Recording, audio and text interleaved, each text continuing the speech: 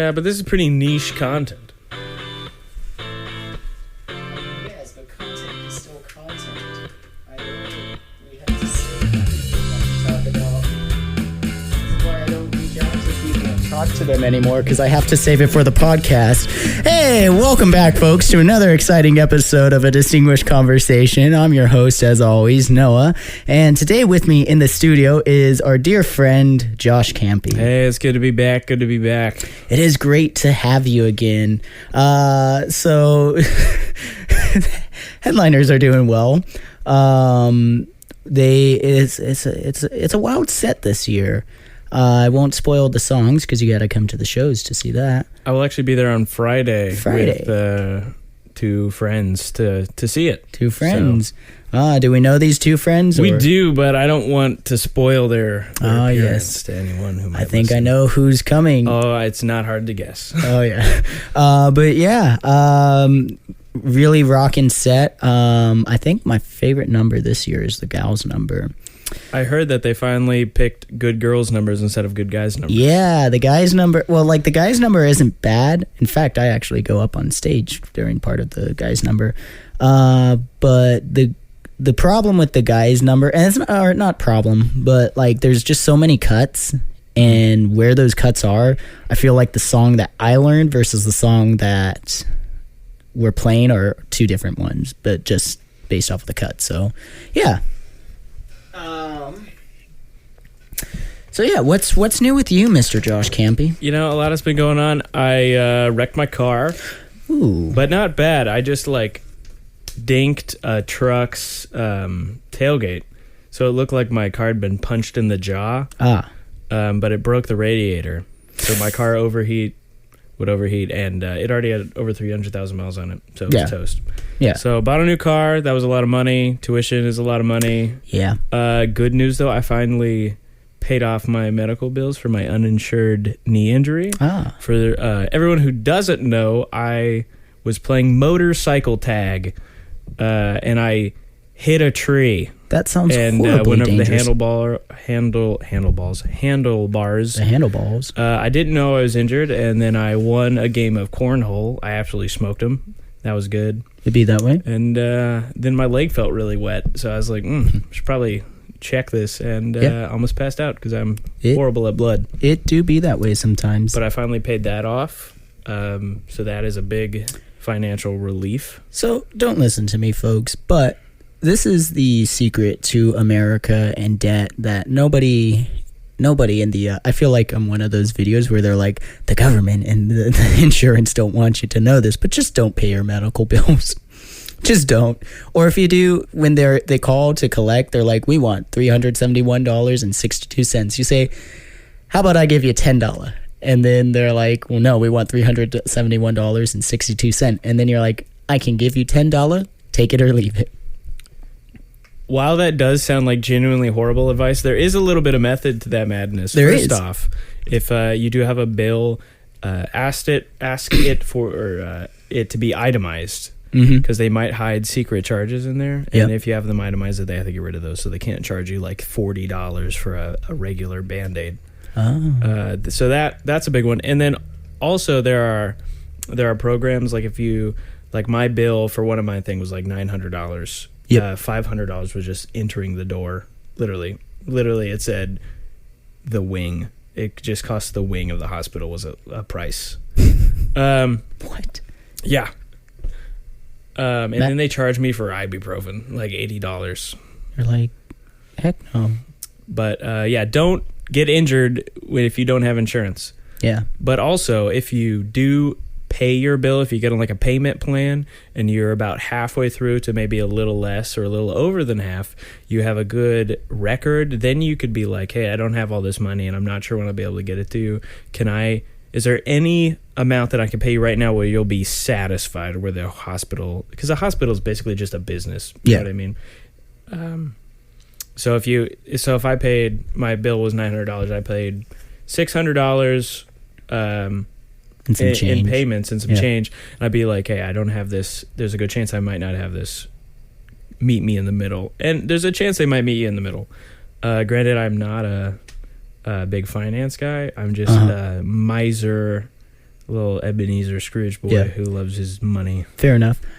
Who is good? I reckon Noah Swank would be good with the finances. He was teaching tax evasion. He was teaching he was a business major there for a little bit. It'd be that way. We should get him on the podcast one of these days. He's back. He's back? He's back. He didn't tell anyone. Where did he go? He went to Arizona. He was working for his brother digging pools. Oh. Which sounds terrible because if it was 100 degrees over here in August, I can't imagine what it would have been in Arizona. Yeah, I reckon Arizona is just, I don't know. Yeah.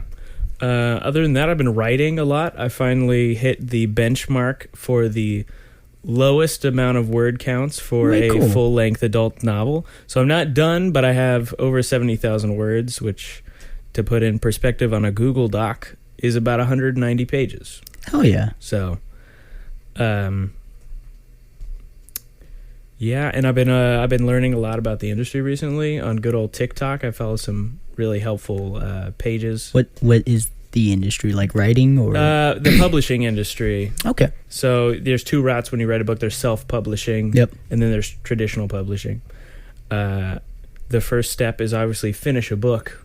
Yeah. You have to do that first. And I saw a statistic. It was like 93% of people who start writing a book never finish. Yeah. So even if you don't get published, if you finish a book and you're happy with it, you're already steps above the average person. So I'm interested in traditional publishing because there isn't not all the financial risk is on you. Whereas in self-publishing, you need to pay all the marketing costs. You need to pay for copies and shipping and everything else. Whereas in marketing or traditional publishing, they cover all of it. Right. And honestly, I got a little bit of a funk after getting all the information because it was a little depressing. Yeah. Because how their pay system works. First off, querying. After you finish a book, the second step is called querying, which is where you write a letter and then like an abstract, elevator pitch, which is an elevator pitch is you trying to sell whatever it is in about 100 words or 100 characters, depending on whatever it is. So when you query, you write a letter, and then there's a website called querytracker.com. You pick out what agent is looking for things in your genre, and you basically just send out a bunch. And they say that if it's not uncommon to get 50 plus rejections, and those can be silent rejections, which means they never respond, or they'll be like, hey, I like this, but not now, or they'll sometimes, if they're nice, they'll give you feedback. Yeah. But they do say that if you get over 100 rejections, you should probably just stop with that book. Like, it might not be a bad book, but no one wants it because an agent, I mean, they're going to have to read your book 5 or 6 times, just so they basically have to, an agent has to fall in love with your book within the first few pages. Yeah. So it's, and I mean, it's people, people are human. People are human. Sometimes they're not. So if they are having a bad day, you know what I mean? If an agent's having a bad day, because they're allowed to have bad days, and your book comes across their inbox, they might just read a sentence and be like, I'm hungry. I'm not even going to read this. And bam, that's one rejection. Yeah. And then, but when you do get accepted, the pay, I mean, I'm not making this sound very good, but the pay is like $6. The pay is when you get the agent takes on your book, they have to then sell that book to a publisher house. Mm-hmm. And they'll do the final rounds of edits and they'll put out books. Yeah. So the average deal is about $60,000, which sounds pretty good, except that $60,000 is going to come in 4 separate payments over about a year and a half, and your agent is going to take their 15% cut. I don't have a problem with that. Naturally. So you get your first $15,000 when you sell, like when you the first gets purchased. So let's do the equation real quick. So 60,000. That's 6,000, 60, and then subtract 15%. 0.015. 0.015. Or does that make sense? Wait. It wouldn't be 15%. It would be 0.10. I mean 0.15 is 15%. Okay, hold up. hold up. Math was not my strong suit. Let's say just for brevity's sake, let's say it's $45,000. Yeah. $45,000 spread over 4 payments. You get the first one when they sell the book. Yep. You get the second one after the final round of edits. So after you've written, they've gone through and be like, hey, this sucks. This chapter doesn't need to exist. Punctuation, all that stuff. So after you do drafts, you get another one. And then when they finally publish it, when they send out the first batch of copies, you get the next payment. And then a year later, you get the last payment. But you don't make any royalties on your books until you sell out the advance. So until you sell enough copies to equal that $60,000, you're not going to see a dime. I mean, obviously this is going to vary based on what kind of book it is. Yeah. Like if it's like a textbook or something, totally different rules. And I mean, the ideal is you want a 6-figure book deal, which means you just have to be basically a New York Times bestseller, or you're not ever going to see a dime from that book. Granted, there's no time limit on that, so if you sell out that advance 10 years later, you'll start to see something. And a lot of books aren't big right off the bat. It takes a couple of years for them to build steam, and most people don't know you exist until you have 3 books. Yeah. Because your name isn't around enough. And I'm a bit of a what am I trying to say? Someone who hates social media. I don't like posting on social media. So that's why I want to do trad publishing, because I'm not responsible for my own marketing. Yeah. But that is a big part of the industry, which I will have to get into at some point. Yeah. So if the podcast ever becomes big, that would be great. I'm kind of in that same boat where I'm just not good at like marketing. So like even the podcast, I forget all the time that I'm like, oh, I need to post something about the new episode. But like I've noticed, especially when I have people like you or Cass on, we get more of a boost because people want to see interesting people. They're tired of listening to me, but they're like, oh, well, Cass is on the show. Oh, I guess I'll tune in. Or Josh Campy's on the show. People actually want to hear about you. So like, it's a mutually beneficial. You know? So I got in a little bit of a rut because I'm like, man, even when I finish this book, I'm going to have to go through that so much slog, work, which this is the industry I want. I love telling stories. Yeah. And I have more ideas that I want to do, but I need to get this one on the page. You and I should work on a script together. Yeah, I've actually my older brother, he's in film. He got at least that's what his degree is, media art and film. So I have been interested in writing a couple scripts. I've had some ideas for me and him, but he decided to sell his soul and become a receptionist. So he's lost a bit of that artistic drive. But recently he did get a job at like a theater, so he's at least getting sort of in the right direction. Fair enough. So I've had a couple ideas. Script writing seems a little hard. I had an idea for a play though. I did have an idea for a play. My problem is I have too many ideas. Yeah.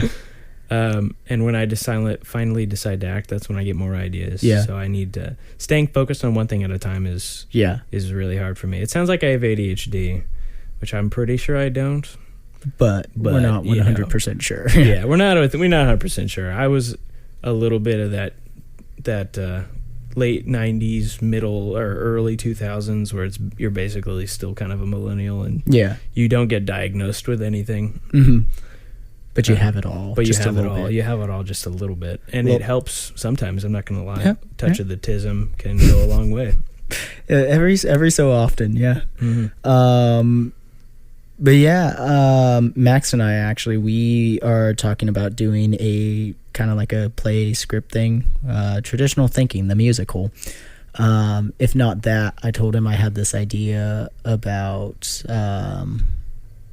This is basically kind of a play about me, or I can't even remember if we agreed upon a play or like a show, but it would be basically just me and his relationship and how we met each other in school and all that. But Like, have I ever told you any of my ideas for like shows and stuff? I might have encountered some of them while listening to the podcast, but I can't off the cuff think of anything. So I have this one show that I've kind of been working on and off for years called Sit Down, and it is a show about a restaurant, and I have it mapped out for 11 seasons. 11 seasons, that's ambitious. Very. Most seasons, I mean, I feel like most shows crap out after about 6 like or 7. 6. Yeah. Well, so let me see. First season introduces everybody. It's actually the shortest of all of them. Season 2 kind of just keeps the flow going. Season 3 kind of still keeps the flow going. Or actually, I guess season 2 helps expand more, and 3 is more of like a filler and keeping the flow going. Seasons 4 and 5 get really interesting because the idea is season 4 will focus more so on the management side of things. And so you'll see little things happening in the background and you're like, well, I wonder what they're doing. And then you don't see that until season 5. So then it's the flip side where it's the employee side of everything happening with the management kind of in the background. So are you imagining this more as like The Office or the Parks and Rec, where it's interview style? When I started, it was. But I think more recently, it's kind of a mix of like It's Always Sunny, The Office, and I'm trying to think of like a show with a lot of heart and emotion. Because season 8 I refer to as the tearjerker season because it's just the emotional climax of the show for 90% of the characters. So because it's like this mix of like a drama where or like comedy where you go from like a fun episode about 2 people like playing with a shopping cart after work in a parking lot because me and a coworker did that one time. And then another episode where somebody's sitting in their car with a gun in their mouth. So it's like it flips back and forth between like really happy, really sad. But it's like, for me, one of the most terrifying things that I've ever seen at work was I was 15, 16, and one of my coworkers was asking me if I either A, had Adderall or B, could get Adderall for them. I was like, no. Low key, I've kind of wanted to try Adderall just to see how I do on like my ACTs or something. Because I hear it helps you focus. So I was like, how good can I be at something for like an hour? Well, they weren't trying to focus. Let me put it that way. There's one of my favorite jokes from The Simpsons is this one where Bart, he's like, when I can't stop fiddling, I take my Ritalin.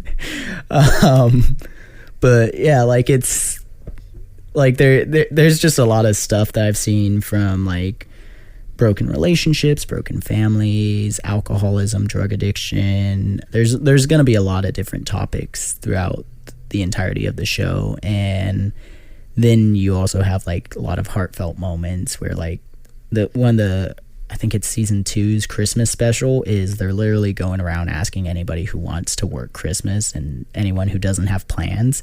So when everyone shows up to work, they expect to work, but the twist is that it's actually kind of a Christmas party for those who didn't have something going on. So nice little sweet thing because there is this sense of family whilst working in food service where just those are the people you work with every day, and those are the people that like, because of how high octane and stressful it is in dealing with really shitty people, you just kind of like you just kind of become family or you hate them. Yeah. I will say from a writer's perspective, this is really from more of a book side, but also I feel like it applies to a lot of TV. I really like your idea. I do. I'm not just saying that. I think it's important to write the season before you write the show. Yeah. You know what I mean? Because a lot of people with writing, they'll be like, oh, I'm going to write this book and I'm going to get a series. Their series is the big goal. Yeah. And not just that book. Every series starts as a standalone novel. Yeah. And then when you have enough demand, it becomes a series. Oh, yeah. Well, that's where it became, because like I technically have the first episode all penned out and like put into some readable of a format. and it's not great. The first episode I wrote when I was like 13, and I was like, I don't know. So I've since like redone it and had a lot of like drafts where I've gone back and changed things, edited things so that it was better. And because like when you, like you said, was it more in line with The Office when I started? Yeah. And everybody was just stupid. Yeah. But I wanted more, as I kind of grew with the show, I wanted a more not authentic, but more of a distinguished sense of humor. Gotcha. So you would have those like episodes, like I said, where people just fiddling around in a shopping cart, but then other ones where like there's this one cutaway gag in an episode where someone's just staring and they're watching the dishwasher, and he'll be on the other side of the restaurant watching this guy. Then the next time it cuts to this same scene, he's on the other end of the kitchen, and then he like is on the other end of the dish pit, and by the end of the episode he's like staring maybe an inch away from the dishwasher, and like the dishwasher looks back at him, and then the two of them just burst out laughing because that's the stupid stuff we do at work. Yeah, I mean, if you ever want to send me that, I'll email or send me a hard copy and I'll look at it if you'd like. Don't feel obligated. The original one, no, that's I got it printed out in here somewhere, and like I said, everyone is just stupid. Which I have a plan for it in season like 4 or 5. There's going to be an episode where somebody's showing a script that they wrote, and it's that one, and then at the end, all the people listening to it, they're like, why is this happening? Why are they trying to do this? Why would they do this? Who is this guy? That's not how that works. And they're picking out all the flaws while someone's just dying laughing from hearing the idea. So yeah, but writing, like you said, starting with one season at a time or one episode, that's where I start to get the ADHD, and that's why I kind of stopped writing on it. Yeah. Well, I mean, It takes a team a lot of the time to do it. Even, as good as an author is, they still have an agent and an editor and a publisher, and then they have their beta readers, and they have friends who are like, oh man, you're the best. And then you have real people who are like, this is the worst shit I've ever read my entire life. Fix it. Yeah, fix it. And or I will kill your cat. Kill your cat. Or dog, I don't know. Kid? My dog died. Oh, yeah. Well, my mom died, so. Yeah, you win.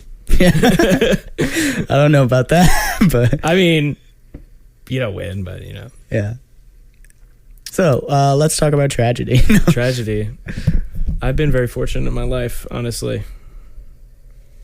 Yeah, nice. I'm sorry to bum you out by my happiness. Fine. Then I found this book, Intended for Pleasure.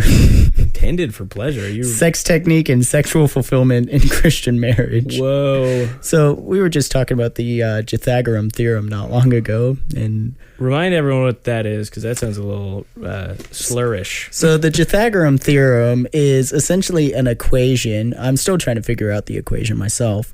But the equation to determine whether a redhead is hot or not, and whether they are a redhead or a ginger. And I think first of all, it's gonna start with the shade of the hair, whatever the shade is, because in my opinion, the darker the red, the hotter they are.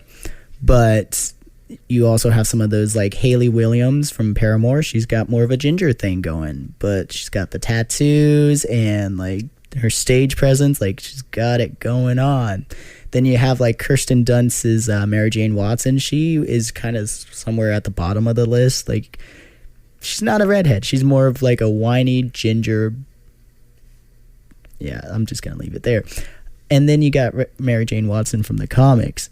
Tough, sassy, real dark red. She's probably on the like, that's the real area where I got the whole thing for redheads, Let's talk about the ultimate redhead. Orange aliens. They're the ultimate gingers. Starfire and Ahsoka Tano, my friend. They awoke things in me when I was a child, and I've never let go. Yeah? Yeah. And honestly, when it comes to redheads, I think you can't just look at the hair. You got to look at the skin tone, and the freckles. I was about to say, because sometimes the freckles can be hot, and other times you're just like, no, thank you. Put that away. Sorry, but the Pythagorean theorem, you know. And we were just talking about a redhead, and we even brought religion into it because, you know, that can have an effect. If it's a bad gal turned good, or if it's a good girl turned bad, you know. Like, I feel like you can't roll that in with genders though. I feel like that's in general. That's its own coordinate on the plane. But like whether it's a good girl turned bad or bad girl turned good in the Pythagorean theorem, you know, with, I don't know.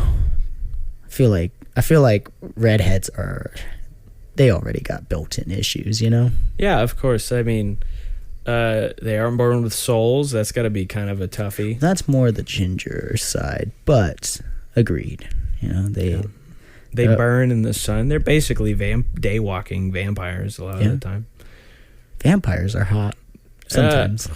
I mean, I was forced to watch all the Twilight movies, bro. Me too. Those suck so bad. I think it was Breaking Dawn Part 1, and the person I was watching with, they said, "Oh, I'm sorry, this is where they start to go downhill." And I said, there was never a slight incline to begin with. No, I don't. Oh, man. I can't complain about those movies enough. And honestly, I enjoyed watching them because I enjoyed disliking them. You know what I mean? So would I watch them again? Maybe, honestly, just for good time. And I really like Charlie Sheen. So, would you like to do like a series where we go back and we watch all of them? I want to put myself through that misery? If we open that Black Label on your desk, maybe we could play a drinking game. Play a drinking game every time we cringe. Just take a drink. Every time one of them takes, I might need more than one bottle. Anytime there's a questionable script decision. If we did that though, we'd have to like write down every single like thing. I think they're pretty obvious, man. I mean, yes, write them down. I have all 5 of them on Blu-ray. Why? Because the person that I was watching with, like, they had Netflix, I didn't. So I was like, if we watch them here, like, it was like $10. So I was like, okay. So it wasn't like I bought the collection. Gotcha. Collector's I thought edition. you were like, got the steel books. No. I just have it on my shelf. I'm like, yeah, there's The Office, there's Complete Cowboy Bebop, Star Wars, The Clone Wars, and Twilight, you know. But no, I mean, if you, the viewers, want me and Josh to, what is the word? Commiserate over? Yeah. Yeah. If you all want to see us watch Twilight, let us know. And if, I don't know, let's shoot for, if 20 people want it. 20 people. Yeah. That's like, yeah. That's over half the audience right there. Pretty much, yeah. Like if 20 people want it, we will do it. We'll do it, and we'll just complain about it for an hour for you fine folks. And then, hey, maybe we could hit the Harry Potters next, because I got some beef with those movies too. I didn't mind the Harry Potters. I call them Harry Potter. I think they're well made, mm-hmm. but I there's so many plot holes. Okay.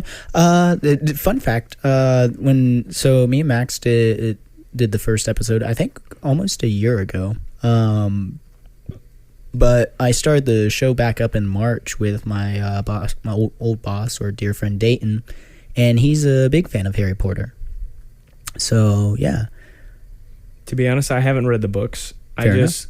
It's such a large community, and I really enjoy hating on it. Yeah. Because it makes a lot of people upset, and I feel small twinges of joy. Yeah. From watching people squirm and defend something that is kind of whack. I mean, it do be that way sometimes. Like, crapping on things that people like is pretty fun. It is pretty fun. Granted, I understand that there's a line, and I'm not going to harp on the books because I'm not a published author, and that's my dream. And she's, the richest author in the world. So I'm not going to crap on her craft, but I will crap on the movies every day, at any time. But it do be that way. There's someone giving someone head in that movie. In which one? It was like, it's the cutscene after the credits where They have, it's like the second one, the Chamber of Secrets. Oh yeah, yeah. They have the invisibility cloak that you can watch on the Marauders map. Yeah, the Marauders map. There's someone you get. There's like in one of the bathroom stalls. There's someone giving someone neck. Yeah, neck or head or something. They're either way. They're polishing some other wand. Dome. Or it could have been two ladies. Could have been two ladies. I don't know what the terminology for giving dome is to ladies, but scissoring? No. That's the act of but yeah, no, Harry Potter, that would be a fun one. I know you and I have talked about it. We need to do the Transformers series. I honestly haven't watched the Transformers in a long time. Which one do y'all want to see us tackle first? Transformers, Twilight, or Harry Potter? I reckon. I guess Twilight is the shortest out of all those. Because if you add all the Mark Wahlberg ones, yeah. I mean, we could just start with the original trilogy, and then work our way to the Mark Wahlberg ones another time. Have you ever played the Transformers like War for Cybertron or Fall of Cybertron games? I played like one of the old DS games, but it was just it was like running on 4 pixels basically. Yeah. Well, the ones for the 360 are some of my favorite games of all time. Really? They are. I think it's War for Cybertron is the first one, and that one it's pretty solid, but you're like, this could use some like polishing. And then they came around for that second one, and you were like, okay, yeah, they fixed everything. It's pretty damn near a perfect game. Like I feel like the like final boss fight or like final level is basically a culmination of everything that you've done throughout the entire game, and like it's got so much stuff happening at one time that sometimes my console like crashes because of what's everything happening, which like the Cybertron, there's several like open areas where you can just fly around and like drive around, and like they're massive. Like they're all linear levels, but some of them are massive. So really make it really great like version of Transformers. I freaking love Transformers. Like, I mean, I like the soundtrack and the cinematics of it. I gotta say, honestly, when I watched them, I was too young to even pay attention to the story. It was just robots v robots, and that was the coolest thing ever. Also, young Megan Fox as well. Very nice. Anyone Shia LaBeouf dates in the original trilogy. Yeah, but Megan Fox is Megan Fox. She's dating what's his name, Machine Gun Kelly, right? No, they split up. They split up. I don't remember why. But Machine Gun Kelly, what a fascinating fella. I pause to make fun of him because the first girl I was ever in love with, I insulted him once to her, and that was basically the start of the end. The beginning of the end. We were comparing Eminem, like that was when they started beefing, him and Eminem. Yeah. They did Rap God and Rap Devil, and I said something like he didn't earn the title Rap Devil because he got dumped on by Eminem, and that was the match. Yeah. That lit the colossal, horrific house fire. Well, anyone who's a supporter of Machine Gun Kelly, in my point, because at least from my opinion, is not really worth it. I mean, she doesn't deserve the box of chips, if you know what I'm saying. Eminem basically rapped him out of rap. Yeah, because he had to switch genres. Yeah, he's not even good at like rock. And so he was like ripping on Slipknot and like other bands, and I remember he was trashing on Slipknot for something, and he was like, they aren't metal or something, and I'm like, dude, just shut the hell up. I mean, he just starts beef because he's losing popularity. Yeah. So, and like he's already made his millions. Yeah, just give up and die. Give up and die. I don't know about that, man. He's got some cool tattoos at least. I don't know.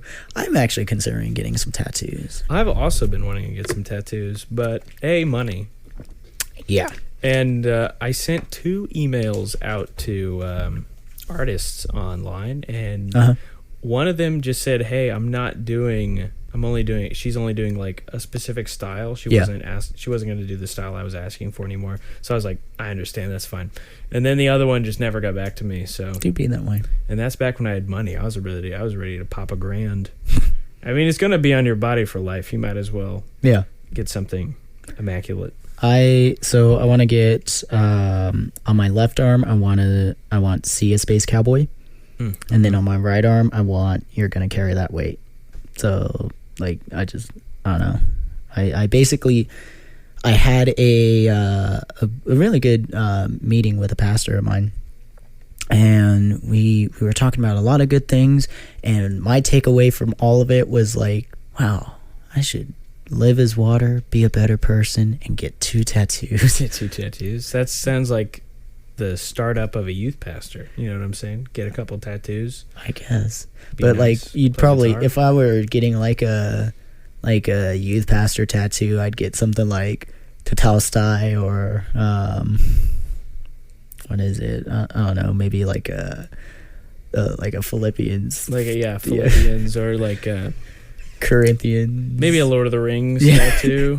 Maybe I get the book, or I get something like, "And Jesus saith, if she doesn't love you, date her sister." Book of Jebediah. 420. I don't know. That's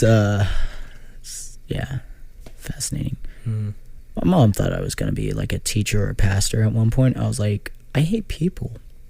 Yeah, that's kind of a requirement. Liking people is kind of a big part of the journey. Maybe, I don't know. I was like, I don't think so. Like, I like God, I like Jesus. They seem pretty chill, you know. I don't know if I want to like do that. I was like, because I hate people. That was just the big thing. I hate people, you know.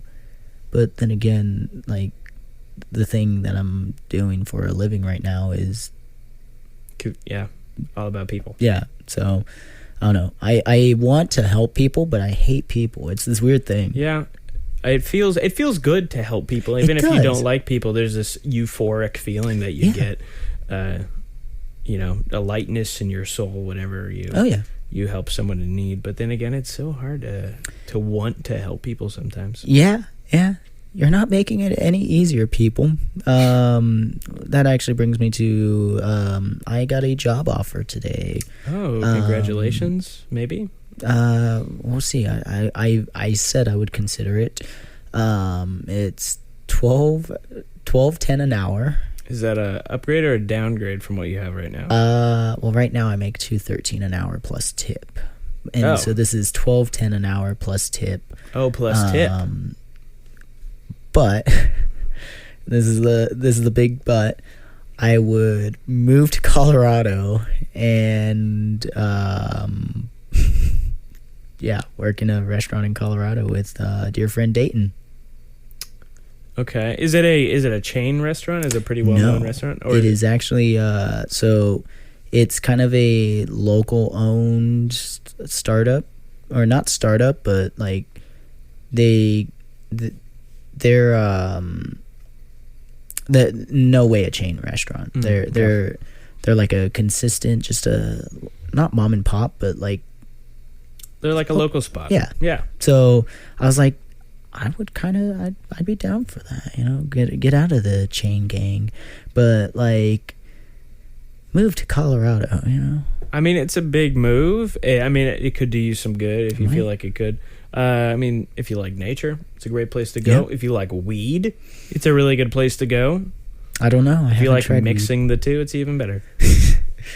Just smoking and talking to Smokey the Bear, like, hey, what you doing, you know? I heard there's a push to make mushrooms legal in Colorado. That's a big thing. Yeah. Big pull. You know, I'm pretty chill with weed. I feel like once you start getting into like the mushrooms and the LSD and all that fun stuff and black tar heroin, and that's where I feel like you can't really put those in the same vein, because mushrooms and LSD, mushrooms, aka psilocybin, MDMA, pure MDMA. I'll specify pure MDA. No, they're not neurotoxic chemicals, and they're not. At least mushrooms, I know, are not an addictive substance. Yeah. Granted, anything can be an addictive substance. Marijuana itself isn't itself an addictive substance, but like in my case, I have an addictive personality, so that's the main reason I haven't started. Plus, it's illegal here, but like I've even made the promise, when I visit Colorado, I will try it just to try it, and maybe if it's something that helps me out, I'll consider it. But like, I don't know. I feel like we talked about this on Max's show a couple weeks ago. It was like with the gay marriage, where you make something legal. And then all of a sudden, everyone's like, "Well, this is the same thing, so let's all group it together." And so that's where I'm like, well, I mean, Portland, Oregon, they made all drugs legal in Portland, Oregon, and it's like terrible. They have people walking around like zombies in comatose states.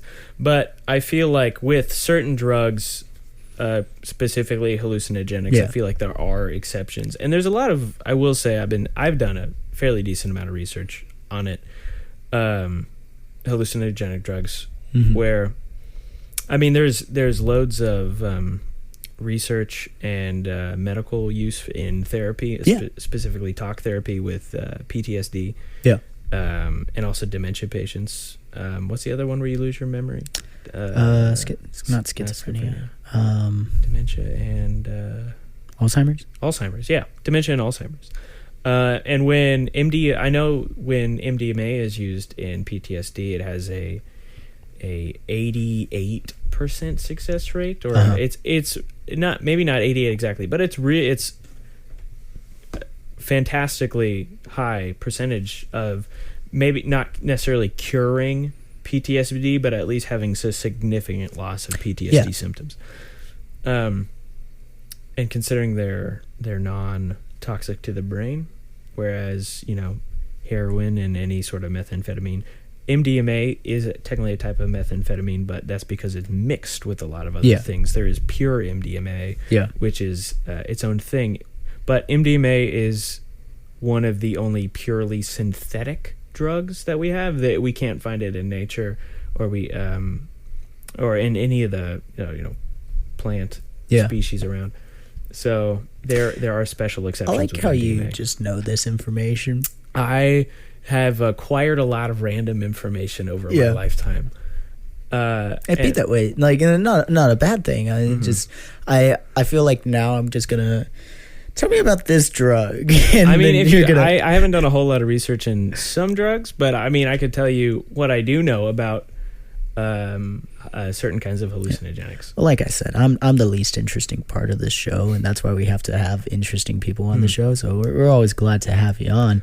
And like, I'm gonna start reaching out to you whenever I don't know stuff. Like, sure, go for it. And if anyone has anything in the comments, even if I'm not around, feel free. Oh yeah, always. We always appreciate feedback. Actually, glad you said that, because that reminds me. There's a few things that people have said. Oh, heck yeah! Commented on videos. No, I want to log out of this one. Oh, goodness gracious. I will just clarify while he's looking that up. Everything is technically an addictive substance, because habits, if you think about it, habits are a form of addiction. Because when you get in habits, even if it's something that's healthy, if you rely on it so much that you can't go forward in your day or whatever it is without engaging in that habit, then that is an addiction to a degree. So, yep.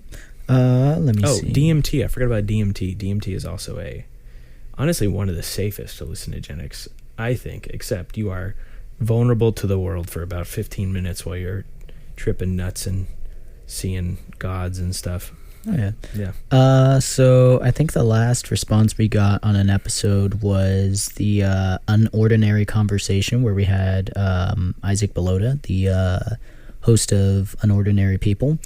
He came on, and his brother Atticus said, "I jerked off to it." Smiley face.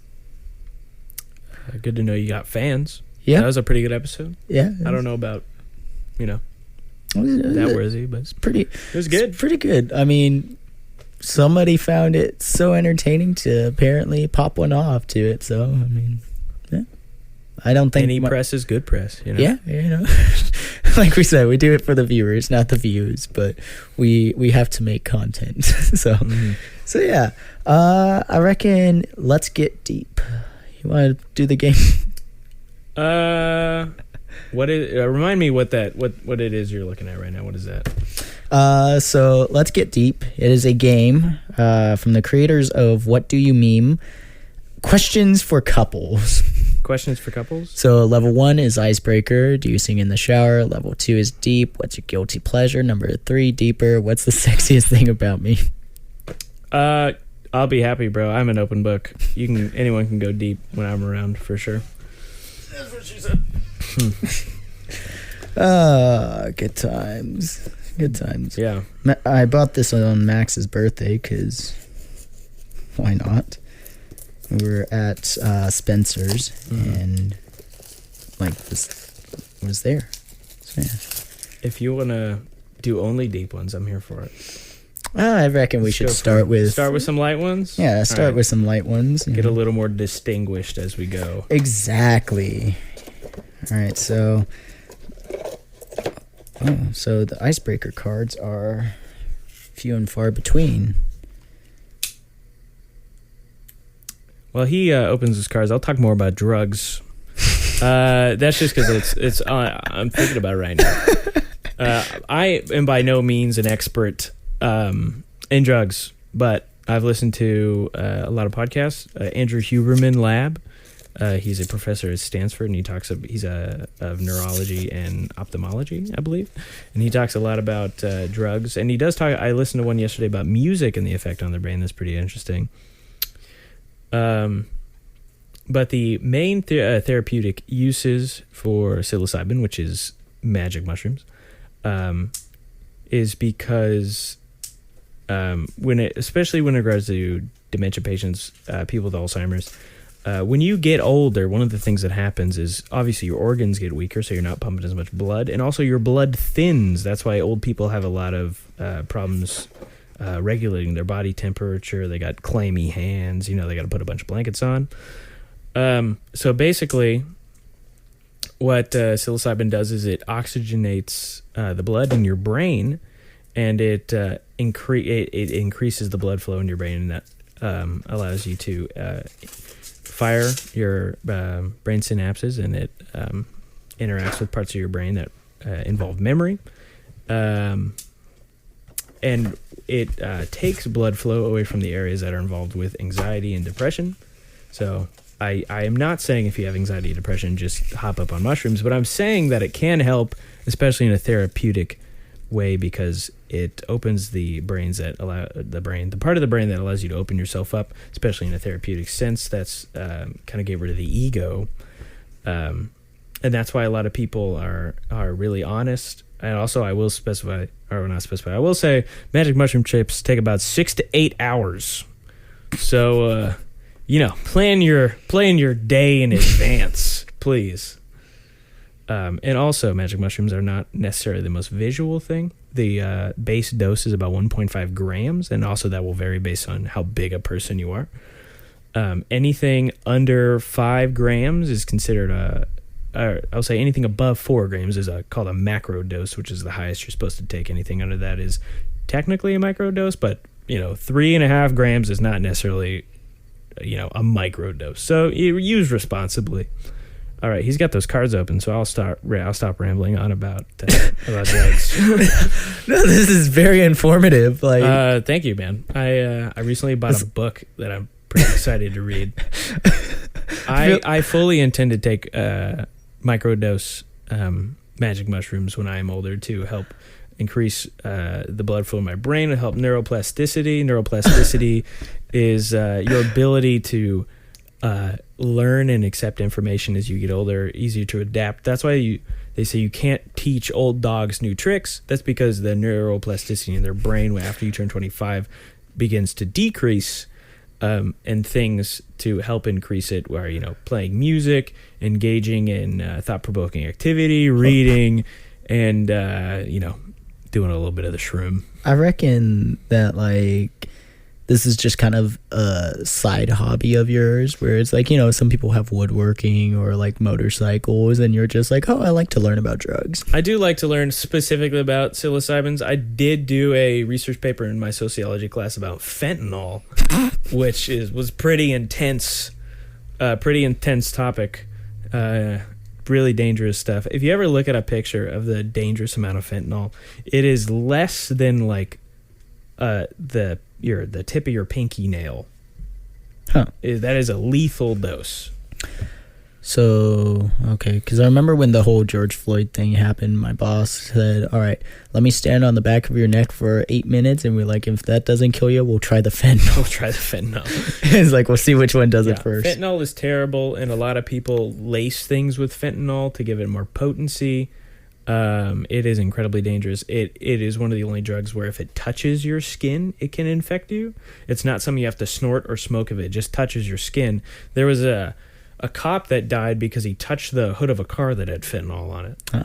And it was just enough, and he died.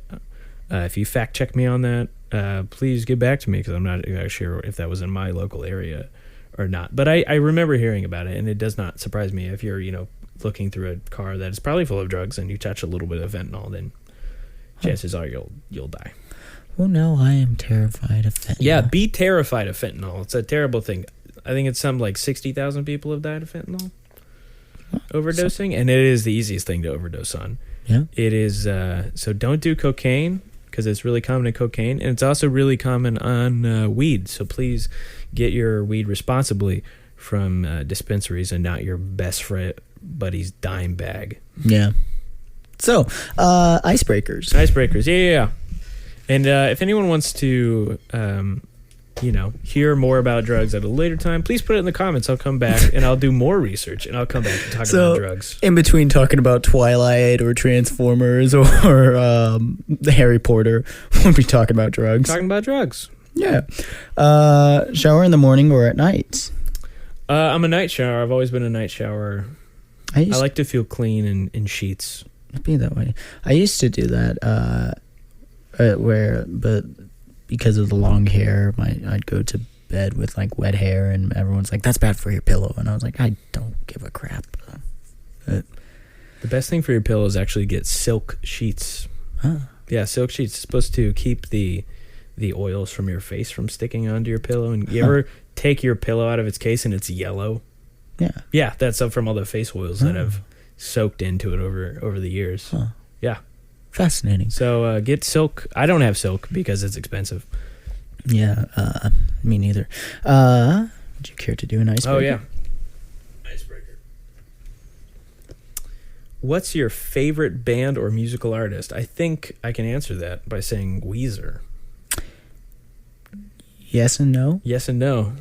So they are definitely up there. I'd probably say like top 3. But I think it would also kind of be between them and maybe Brand New. For those who don't know who Brand New is, they were a alternative, like pop punk post-hardcore thing from the early 2000s. And the first album is like just pop punk. Second album, they kind of start getting more into the alternative side.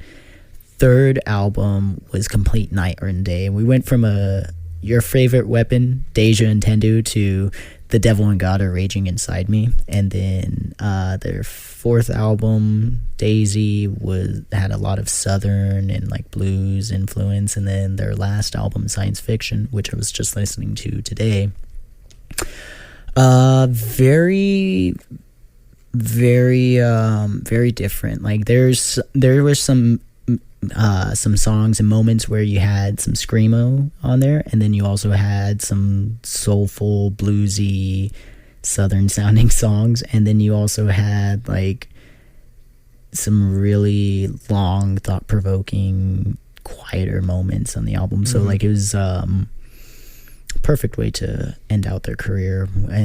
But they did a lot of like lyricism that dealt with like religion and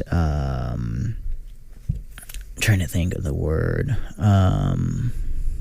like loss and grieving and stuff. So even when I was like 15 and I found these guys, I was like, oh, there's a lot of things going on here. Like there's some of my favorite lyrics are from the song You Won't Know.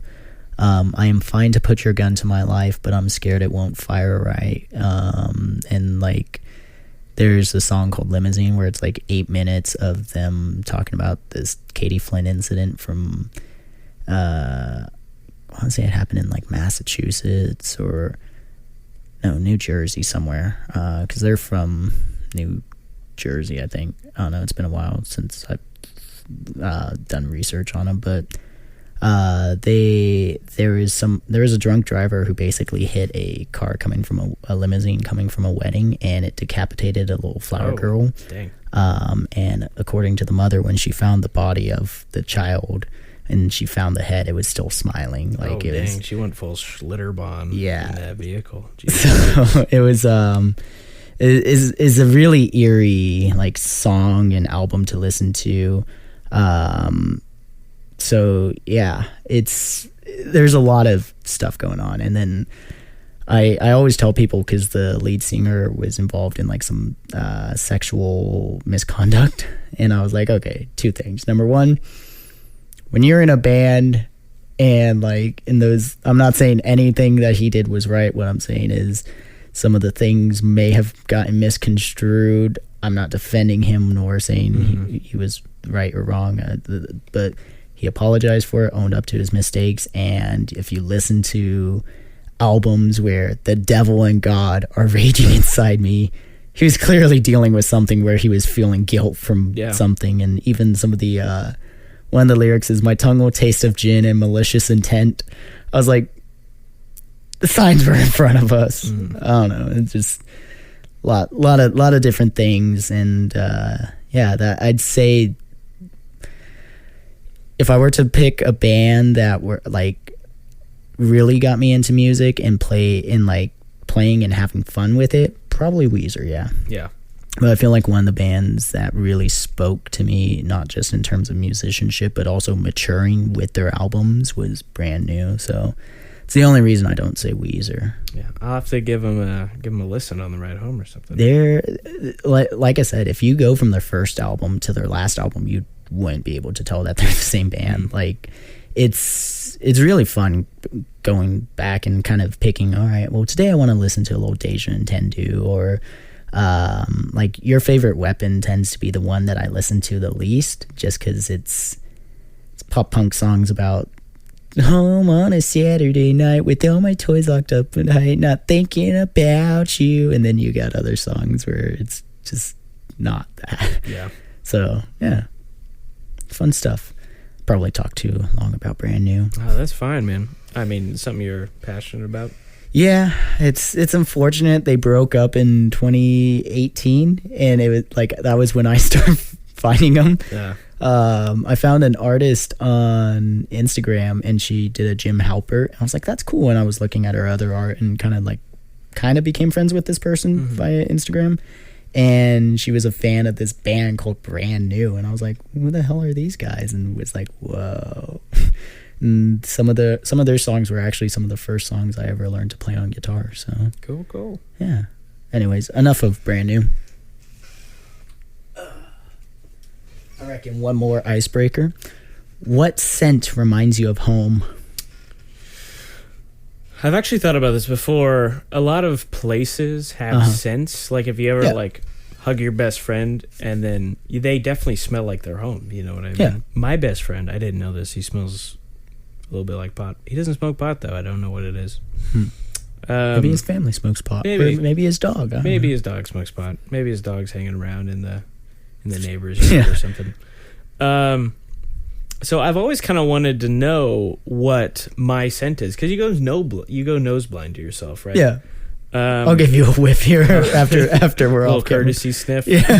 Like everyone's like, you smell like horse shit. You live on a ranch. No. Well, I actually do live next to a horse ranch.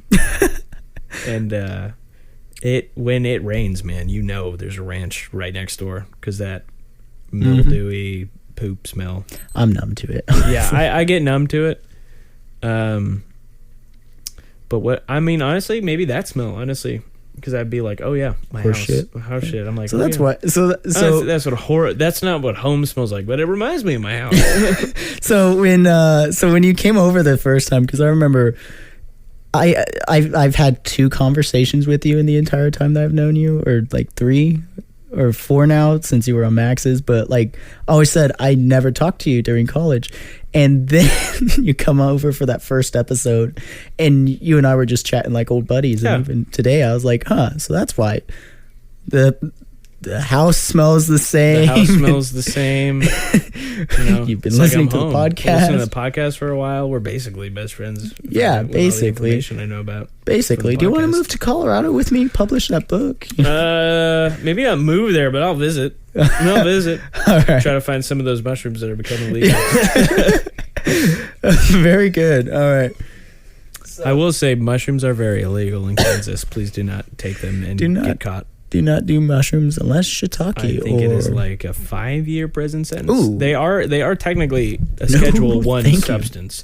They are being tested, like I said, in therapies. There's organizations that are pushing it through FDA certification for legalization. Sorry, I know. I'm rambling on it again. No. They're trying to push it through FDA. Gotta remember, you gotta save that content for the Twilight episode. Yeah. They're trying to push it through FDA approval so it can be... Let me just finish my sentence, Scott. Maybe we should get drugs for the Twilight episode. Now you're talking. Might have some new opinions about that movie. You're like, maybe it's like Pink Floyd, where it's like, oh, this is how it was intended. This is how it was intended. So yeah, you want to do one more icebreaker? Icebreaker. If you had to cancel one major holiday, which one would you eliminate? Probably either Christmas or Thanksgiving. Christmas? Oh, right. Because I remember it was on your last episode you talked about not really enjoying Christmas. Yeah, I hate Christmas. Or Thanksgiving. Those are like if there's one holiday or thing, like my birthday is my least favorite thing ever. But like in terms of holiday, like my favorite is Halloween, and not even because the holiday, but just because I get to dress up as whatever, and like my costume's kind of a secret, and so but like it's gonna be a killer. It's gonna. I did see it. It is gonna be good. His hairdo looks a lot like the character already. He looks real sharp. All he needs is a large gun, cigarette, cigarette, and maybe a big best friend and a corgi. Yeah, hint. Wonder what? Maybe Caleb. Maybe he can become black for a little bit. I mean, if RDJ can do it, that's what I'm saying. Caleb already has that goatee. Chance, what you doing? But yeah, probably Christmas, I reckon. Or the only reason I don't say Valentine's Day, because Valentine's is a made-up holiday, is that's 2's and 4 Top Day. And if you're a server, that is one of the best nights of the year. It's got to be. A lot of single moms are probably making a lot of money on Valentine's Day, man. Yep, Valentine's. I hate Mother's Day now, but like I reckon I'd walk out with some ka-ching on Mother's Day, you know? So, probably Christmas. All right, let's get deep. Yeah, let's get where let's hit a little deep. Let's get a little distinguished. What's something you appreciate about your life right now that you may not have 10 years from now? That I might not have 10 years from now? Wait, what's something you appreciate about your life right now that you may not have 10 years from now? So like in 10 years, so talking about dog that passed away, something like that. Things, I mean, I'll have graduated. And I won't miss the price tag that college is, but I'm in a lot of choirs. I get to hang out with a lot of cool people. I'm sure I'll miss college. I mean, school. Yeah. That's pretty much your entire life until you're 25, or if you decide not to go to college after high school. That's 90% of your day every day. So I think I will miss school in about 10 years. I wasn't expecting to miss Butler as much as I did. Like, when I stopped going, I was like, Yeah, like even now, I was gonna go back this fall, but unfortunately things happen. And yeah, so yeah, There's also so much structure that school brings to your day. You know what I mean? Yeah, sometimes I would say the biggest thing that I got out of school though was connections. Yeah, like, you make a lot of friends.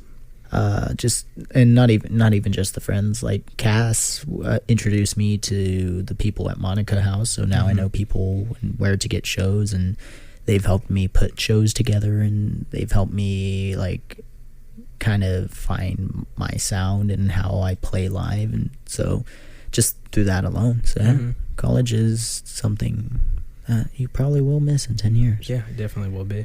Now I want you to get deep in me, or no. Yes, sir. Came out wrong. All right.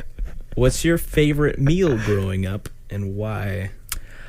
Can I actually skip this one? The only reason is we have I'm doing an episode with Max and Atticus to see who knows me better, and that's one of the questions. Yeah, let me ask another one. Was there ever a time when you liked someone and they didn't like you back? Yes. Yeah.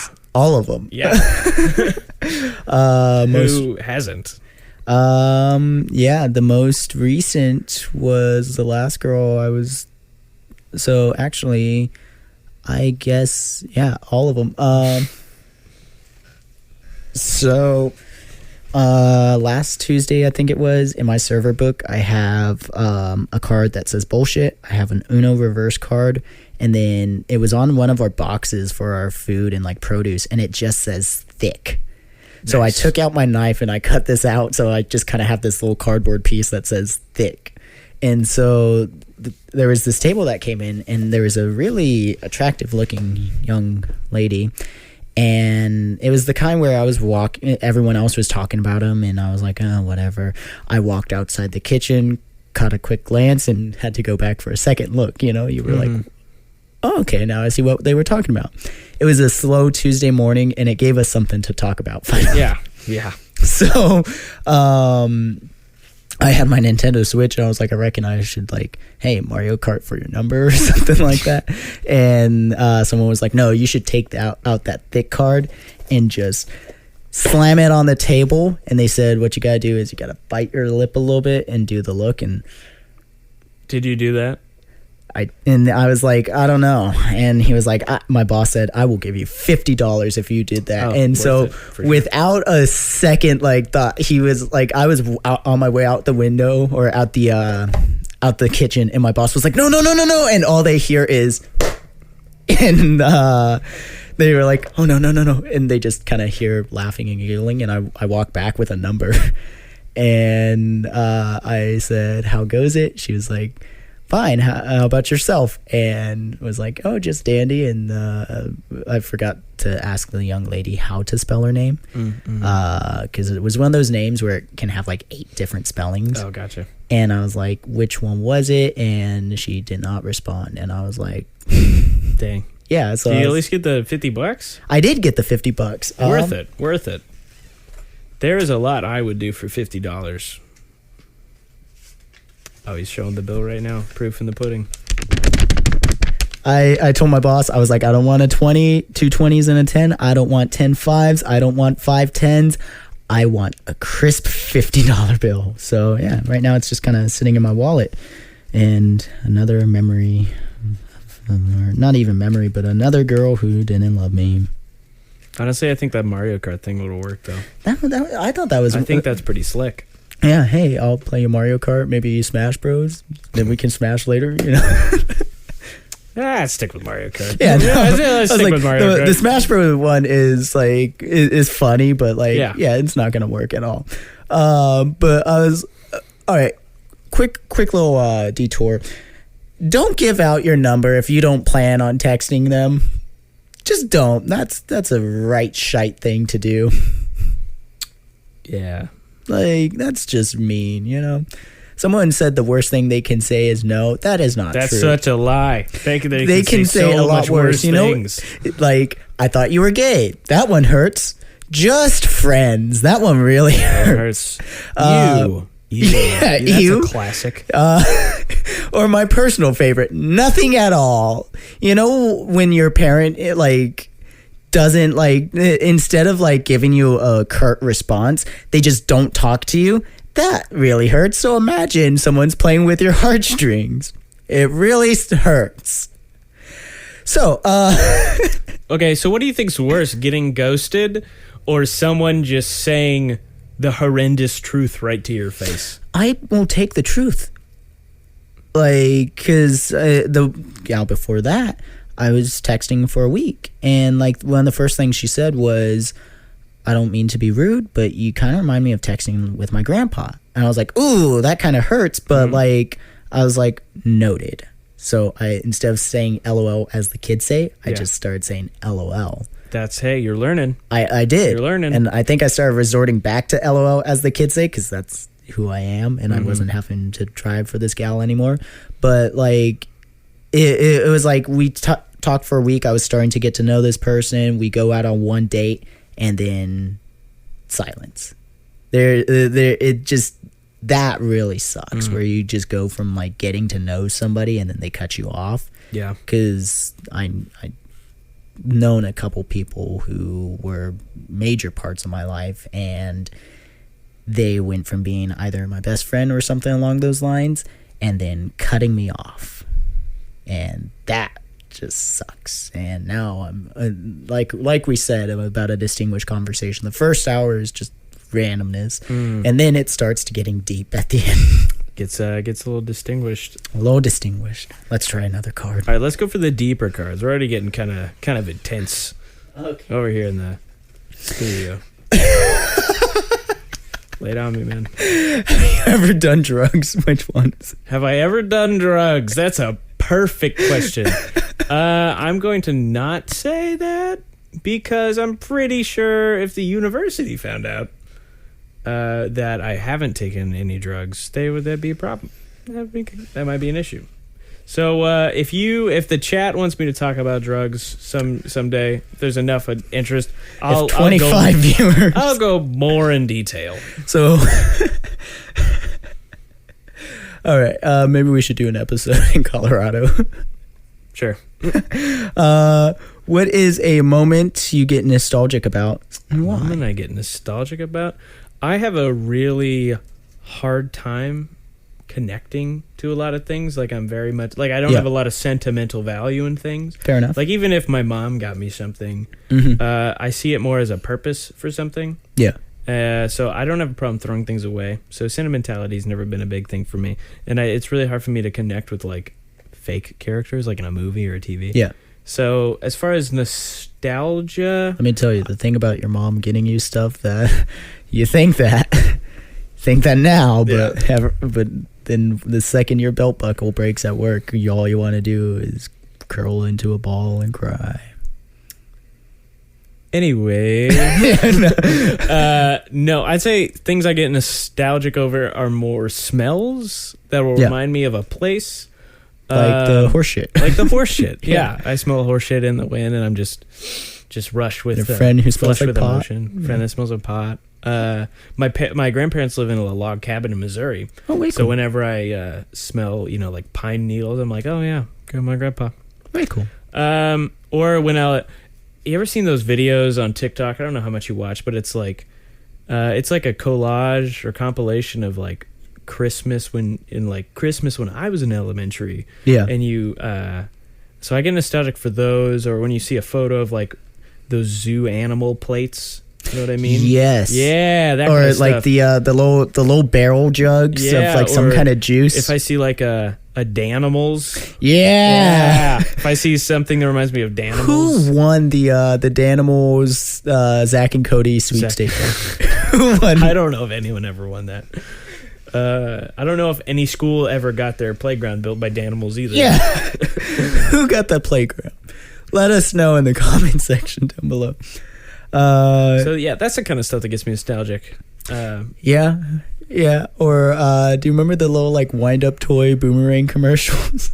Wind up toy. I don't, but I do remember like those moon sand infomercials. Yes. Or whatever that clear ball is that people used to like just roll around in their hands. You know what I'm talking about? Yeah.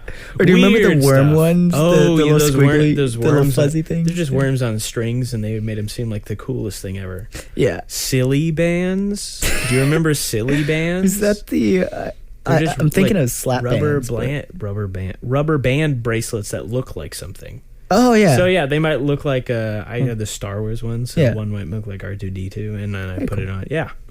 So stuff like that. From bringing up the old childhood memories. The old 2008 childhood memories. Very nice. Very nice. Yeah. I get sentimental about stuff like that too. Mm-hmm. Like every once in a while, I'll just find like a compilation of stuff from like 2008 on YouTube, and I'm just like, fascinating. Yeah. The world was such a simpler time. I used to be happy. Yeah. All right. Now. All right. Yeah. I'm intrigued. Let's give you a deeper one. What is something you need advice on right now? Yeah. You know, like, give me a question, man. Yes. I have a little therapy right now. Well, as mentioned, I've talked about this on the show, and I think we even mentioned this a little bit right now, but I'm trying to fish me a redhead or an Asian or an Asian. Okay. Yeah, my favorite part of the Resident Evil series is Ada Wong. But yeah, like the thing is that I want companionship because I'm trying to deal with a lot of the stuff with my mom. I'm finally getting around to it, and it scares me to do that by myself. And so I don't know if it's companionship. Maybe it's the dealing with my mom's stuff. Maybe it's I don't know, because that reminds me, I should show you my new song that I wrote afterwards, and because I think it's for the first time I've wrote something where it was positive about trying. Oh, that's good. Congratulations, man. But yeah, it's something I need advice on. I don't know. I mean, what kind of Asian? Like a Japanese woman or a South Korean woman? Probably Japanese. Japanese. Yeah. Don't sleep on the South Korean ladies, dude. Well, let's have a quick little Google search. But if you can find Ada Wong, specifically Resident Evil 4, Wong from Resident Evil, specifically RE4 remake Ada Wong, she has got it going on. You said South Korean. Oh, she looks South Korean to me. This Ada Wong character. Well, let's have a look. See. South Korean gal. Okay, yeah. One thing that I feel like it's kind of slept on here in America, here in the States, Middle Eastern women. Very nice. Middle Eastern women and Indian women, especially. I feel like they get slept on a little bit. Yeah. Maybe. I don't know. I think the one that I am probably like least attracted to is Latinas. Really? Yeah. I know, I'm caramelized. You are caramel as hell, man. Yeah. But like my one of my coworkers, Asa, he kind of has the same thing where he's like, I've lived with them my whole life, or I've experienced it. Oh, that's fair. And it's like they're crazy, and I don't want that kind of like crazy. I want like a redhead who is just, if you got red hair, you're damaged. Like, you know, you got issues, or like you're a little bit scary. But I like being scared.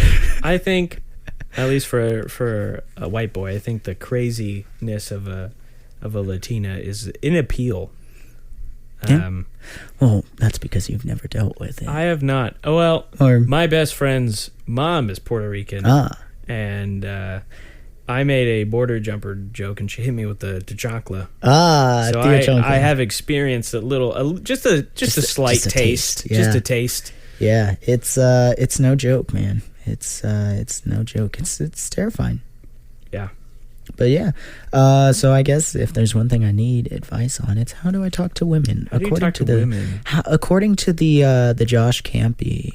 Let me tell you, the Josh Campy method is little risk, high reward. Little risk, high reward. My current girlfriend, I asked her out on the last day of high school, so I would never see her again if she said no.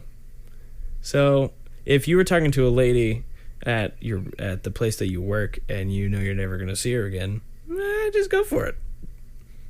So that would be my advice, especially with I don't have a whole lot of confidence when it comes to talking to the females. So see, this is why I like you, Josh. I got to work at someone over time. I got to weasel my way into your heart. So I would say long game is always a pretty good, because even if you don't succeed in the long game, you might still get a good friend out of it. You'll get some good memories, I suppose. But no, I'd say low risk, high reward plays. Low risk, high reward plays. And also, so the Mario Kart. Don't go just for any woman you find attractive. Oh yeah, no, that's never it. Yeah. Like, because the 10s are the meanest ones. Yeah, the 10s are the meanest ones. Gotta find like a nice 7 or an 8. Yeah. Yeah. Well, no, like I said, I like the redheads, and like those ones can be anywhere from like. Then again, girls that I've thought were 10s were apparently 4s. I mean, beauty is in the eye of the beholder. So I'll pass no judgment towards who anyone finds attractive. That's another thing I should show you. I did a thing on standards. I wrote a paper and I'm making a video essay about it. And I talk about like how everyone's standards are just ever so slightly different. But yeah, nature and nurture and all that jazz. In my case, I have to figure out the equation for the Pythagorean theorem, but you know, that's good stuff. All right, let's get deeper. Yeah, let's get deeper. Who is your go-to person for advice and why?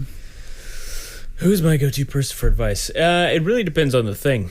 Because my best buddy, he's really good at advice when it comes to relationships. Because he's been in a long-term relationship. He just got engaged. I feel like everyone got engaged. Like everyone. Like 6 months ago, everyone and their moms that I knew just decided to get engaged. Yeah.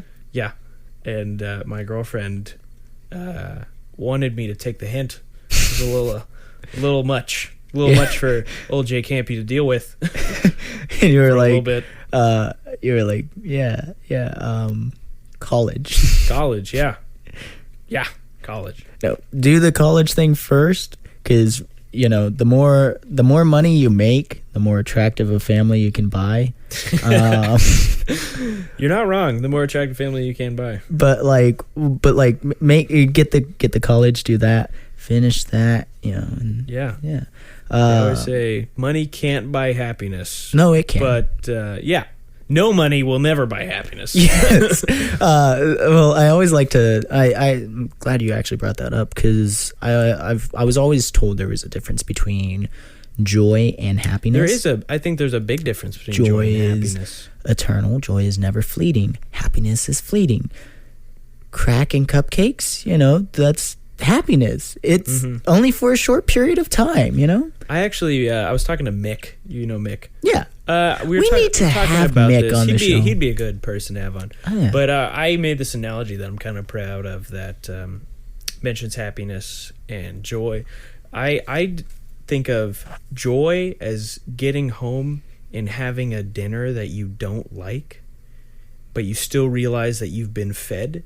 Whereas happiness is you come home after a long day, you realize you're not going to like this dinner and you stop eat it. You don't eat it. Yeah. It's conditional. Yeah. It's completely conditional happiness. I don't think happiness is ever something that should be the pinnacle of someone's achievement. Yeah. I don't think people should strive to be happy. I think people should strive to be content. Yes. And happiness will find itself along that path. Yes. Because happiness is such a fleeting thing. And everyone's, like I said, beauty is in the eye of the beholder. So someone's happiness might be completely different than someone else. Because everyone has different standards. Yeah. Yeah. And that's why your friend is your go-to person. Yeah, my best friend. He's definitely, we've known each other since we were in 6th grade. Nice. So, and we think a lot alike, and how I process things is I talk them out. So he's a really good sounding board for me, because it's kind of like talking to myself, but with a slightly different opinion. So what you're saying is I need to get him on the podcast for even more view. I mean, guest. Sure. So yeah, I'd say he is, but I will say, of course, it does vary, because we're kind of reached that point in our friendship where we talk to each other about 2 times a month. Yeah. And we're best friends. Yeah. But I hardly ever see him. That's me and Atticus. We like I hit him up the other day about the girl that I slapped the thick card, and he was like, honestly, dude, because like she told me where she worked, and I was like, I was thinking about going and visiting her, and he was like, well, if she hasn't texted, he was like, you know what? Go in a couple weeks. He was like, and if she's interested, you know, that way you're just going to go, not because you're going for her. And I was like, this is why I go to you, Atticus. Yeah, that's why. Because you know stuff.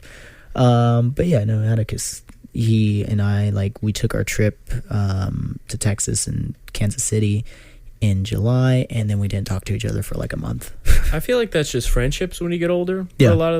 Because people move so much, you know, they have so much going on in their lives, especially as they become adults, like full adults. So I think, honestly, it doesn't sound like a healthy friendship, but I feel like it is. I feel like it's definitely an acceptable friendship. Oh yeah. Yeah. Precisely. Yeah. All right. How important is it that you surround yourself with people who have the same political view as you? Honestly, in Max territory over here. Yeah, save that for Max's podcast. Honestly, not very. I think as long as you can agree to disagree, like that's the big thing. Like if you like my close friend Dayton, he and I are fairly similar on things, but every once in a while something will come up where we just disagree on, and like. I respect, because what's great about him is he'll bring up the things about like whatever it is where he's like, all right, like abortion was one of the ones. And he was like, you know, foster care. I was like, well, foster care. And he said, well, here's the thing about foster care. It's not always good. He had personal experience and he had multiple instances. And he was like, there's people who are trying to do good and there's people who are not. And so I was like, okay, I can respect that. I was like, but what if we put more money into our foster care system? What if we work towards building a better foster care? And he was like, you know, I could agree with that. What if instead of funding abortions, Planned Parenthood, stuff like that, we focused on building something else? And that was one instance of many disagreements that we had, where we kind of not work towards a better or brighter tomorrow, but you know, we were having that conversation. And then there are other people where they just don't want to have that conversation. And I think that's the important thing, is being willing to have a conversation. Yeah, it's really important to surround yourself with people with different opinions, because if you just surround yourself with like-minded people, you're just going to stroke each other's egos all day. And no one is ever going to progress in any way. I was watching, it was South Park, but there was an episode where basically they're arguing to change the South Park flag, and they have the kids argue about it, and it starts with them like not even understanding why they're like fighting for it, and they're like, well, the South Park flag is a black stick figure being hung by 5 white stick figures. And so the kids are like, well, we should keep the flag because violence has always been a part of our like society and it's our history. Not like, and Chef, the black character, is like, wait, no, kids, that's not why we're trying to get rid of it. Violence is history. Yeah, we're trying to get rid of it because it's racist. And then they're like, how is it racist? And they're like, what do you mean? It's a black stick figure. And they're like, oh, he's supposed to be black? Like they didn't see the color or the race, and they were like, oh my God, these kids we thought they were racist, but they were so not racist that we didn't even realize it. And it's the beauty of that whole episode is sometimes you look so closely at something that you find a problem that you lose that perspective. Yeah. And I think having friends where, like you said, if you just have people who are the same, you stroke each other's egos. And like even you said about your close friend, y'all are very much the same, but with slight differences. And that's worth more than like having somebody who's completely different or having someone who's completely the same, ever so slight, because it will get you to think. Yeah. So yeah, I think it is very important to surround myself with different people with different opinions and beliefs, even not just political, but everything. Yeah. So yeah. All right. How are we sitting on time? Because I have to go to work at some point. Let me see. Computer shut off, so that means we've been rolling for at least an hour. At least an hour? Yeah. All right. I'm going to look for the worst deep questions that are in here. The worst of the deeper questions. Just so we can find something a little juicy. To end off on, yeah. An hour 30. What do you think our best sex was? That was the first one I pulled.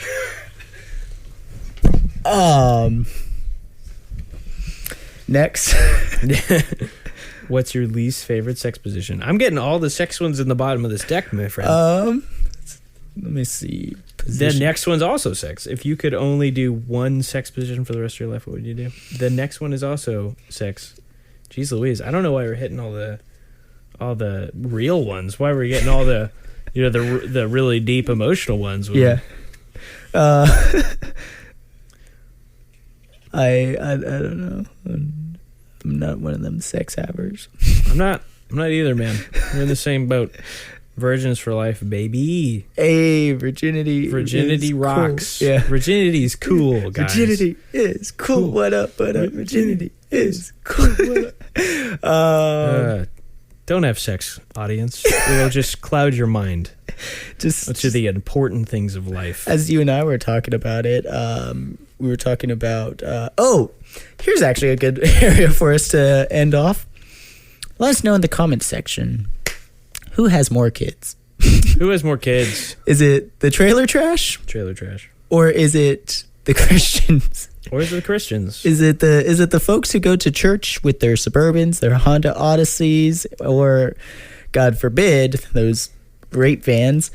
Or is it the trailer trash where they got a couple kids out in the field, couple kids just a litter. Out, yep, full litter of them. There's like a little kiddie pool and like one or two are running around in there, and you just got kids everywhere. Dude, who has the most kids that you know of? Because I know a Christian family with 11 kids. I think I knew a family like that where, because like I used to work with someone where she was like, yeah, we have like 8 or 9 siblings. Yeah. I was like, geez. And there are sects of Christianity. Well, yeah. I won't say sects. Denominations, if you're talking about like Roman Catholicism, they just don't believe in birth control. Yeah. What is that? I think they just want to increase their numbers. Yeah. So they put that in the dogma. Yeah. And they're just like, hey, it's the stats, it's not a sin, but come on. Yeah. It's a little frowned upon. Just put it in, man. Yeah. I'm just like, I don't know, like I always rip on Max for being Jewish. He's not, but I just rip on him because of the nose. And might have to bleep that one, man. Nah, it'll be fine. But I do love a good deal. And Mormons got a lot of kids, but that's only because they got a lot of wives. That is true. But Sam's Club has the Trojan variety pack. It's 40 of those things. Variety, like different sizes? Yeah, different size. No, it's different flavors. Different flavors. So you got the ultra ribbed, the ultra thin, her pleasure, or double ecstasy. What does that have to do with flavors? Or like cherry, blackberry, variety. I don't know. I guess so. You got you can look up. I've never bought condoms in my life. I've bought some a handful. Oh, okay. Of times. These aren't flavors. He's misled us, audience. I thought we were gonna get there are flavored bubble condoms, gum. Maybe. What's the worst flavor of condom? Do you think? I feel like banana Laffy Taffy would be pretty awful. Maybe there's licorice out there. Oh, black licorice. Yeah. The only thing that could taste worse than a penis is black licorice condom. Yeah. Get a little bit of that silicone flavor.